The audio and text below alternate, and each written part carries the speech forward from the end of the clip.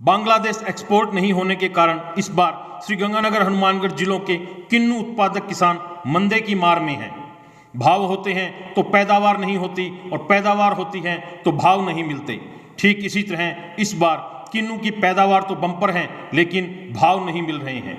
पेश है इसी पर राजस्थान स्तंभ न्यूज के लिए अनिल जांदू की किन्नू के बागों से ग्राउंड रिपोर्ट। इस बार बांग्लादेश सरकार द्वारा किन्नू के आयात पर शुल्क बढ़ा दिया है। इसी वजह से एक्सपोर्ट नहीं हो रहा है बल्कि किन्नू को क्षेत्रीय व्यापारी ही खरीद कर रहे हैं। ठेकेदार किसानों से 6 रुपये से 10 रुपये प्रति किलो ही खरीद कर रहे हैं। श्रीगंगानगर हनुमानगढ़ जिलों से प्रत्येक साल लगभग 40% किन्नू बाहरी देशों में जाता है। जहां बांग्लादेश ने आयात शुल्क बढ़ा दिया, वहीं अरब देशों में इस बार डिमांड नहीं है। राज्य सरकार ना ही तो इन जिलों की इस महत्वपूर्ण फसल पर ध्यान दे रही है और ना ही प्रोत्साहन दे रही है, जबकि निकटवर्ती राज्य पंजाब सरकार लगातार इस तरफ प्रयास कर रही है। श्रीगंगानगर हनुमानगढ़ में भी किन्नू के बाग खेती का प्रचलन पंजाब विशेषकर पड़ोसी शहर हबोर से ही आया है और अबोहर देश की सबसे बड़ी किन्नू मंडी है। राजस्थान के ये दोनों जिले ऐसे हैं जहां गर्मी के समय सबसे अधिक गर्मी और सर्दी के समय सबसे अधिक सर्दी पड़ती है। क्लाइमेट के इस अनोखे मेल के कारण यहाँ के किन्नू स्वाद, मिठास और क्वालिटी के मामले में पंजाब को भी पीछे छोड़ रहे हैं। माइनस तक तापमान, अधिक सर्दी, धुंध, कोहरे, दोमट मिट्टी, नहरी पानी के मिश्रण के चलते पंजाब की अपेक्षा यहाँ के किन्नू की टोटल शुगर सब्सटेंस अधिक होती है। पूर्व में भी इन जिलों से गन्ना, चुकंदर पंजाब की मिलों में खूब भेजा जाता था। इसलिए किन्नू को लेकर पंजाब सरकार के प्रयासों से श्रीगंगानगर हनुमानगढ़ के किसानों में भी अब एक आशा की किरण जाग उठी है। जहां पंजाब एग्रो की किन्नू से बनी जिन ओरिजिन को दूसरा स्थान मिला है, वहीं अब पंजाब सरकार किन्नू को स्कूलों के मिड डे मील योजना में लागू करने जा रही है। पंजाब में पंजाब एग्रो की ओर से तैयार की गई जिन ने पहले ही साल में बाजी मार ली है।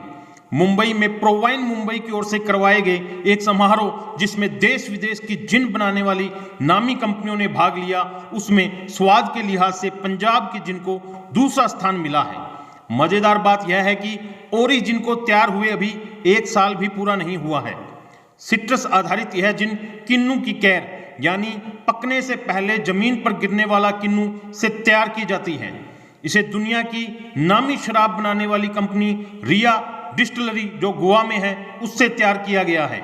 अबोहर स्थित प्लांट से इसका जूस निकालकर उसे गोवा में भेजा जाता है, जहां पंजाब एग्रो इसे जिन बनाने वाली कंपनियों से तैयार करवाती है। इस जिन को पिछले साल अप्रैल महीने में ही गोवा सहित आसपास के इलाकों में बेचने का लाइसेंस मिला था और पहली बार इसे प्रोवाइन जैसे बड़े प्लेटफॉर्म पर लोगों को टेस्ट करवाने का मौका मिला, जिसमें यह सफल रही है। पंजाब एग्रो के जनरल मैनेजर रणवीर सिंह ने इसकी पुष्टि करते हुए बताया कि यह हमारे क्षेत्र के लिए एक बड़ी उपलब्धि है। उन्होंने बताया कि किसानों की सबसे बड़ी दिक्कत थी कि उनकी कैर का कोई दाम नहीं मिल रहा था, बल्कि इसे संभालने में भी दिक्कत आती थी। खेतों के आसपास खाली पड़ी जगहों इधर उधर इसे फेंका जाता था। अब पंजाब एग्रो इस क्षेत्र से इसकी खरीद करेगा। बल्कि सबसे बड़ी बात यह है कि इससे बनी जिन पंजाब में भी बेची जाएगी। वहीं दूसरी तरफ पंजाब सरकार पंजाब के स्कूलों में मिड डे मील में जल्द ही किन्नू को शुरू करने जा रही है। मुख्यमंत्री भगवंत मान के आदेशों पर शिक्षा सचिव के यादव ने बागवानी विभाग और शिक्षा विभाग के अधिकारियों से इसकी संभावनाओं को पता करने को कहा है।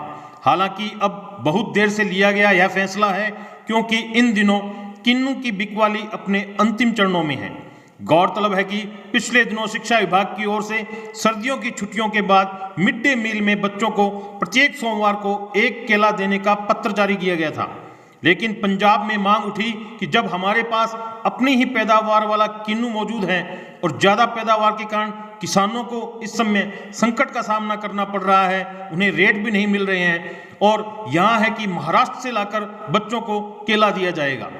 विधायक संदीप जाखड़ ने मुख्यमंत्री भगवंत मान को इस मांग को लेकर ट्वीट भी किया और पत्र भी लिखा।